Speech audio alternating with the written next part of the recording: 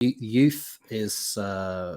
used in it as a sort of foil for man to think also about his own death, and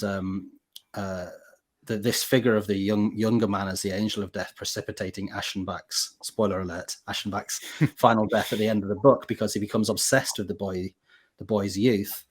I think is kind of what man was really thinking about, which is the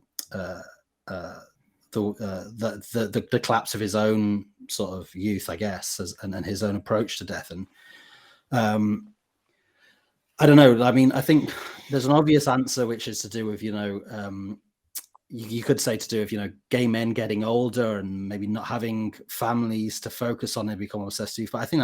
I think that's dated now and was always probably a bit of a cliche in the first place. I think it's a more universal aspect of aging. I think what's also interesting with Mann as well is that he was becoming a father at the time when he wrote the book, and later would go on to have like very complex and probably quite abusive, or I don't know, very difficult feelings he had towards his own sons, and the effect of that upon his son Klaus, especially, who ended up taking his life quite young as a result. So yeah, I do think, of course, like there's a strong aspect of gay culture that is obsessed with youth and aging and defying aging,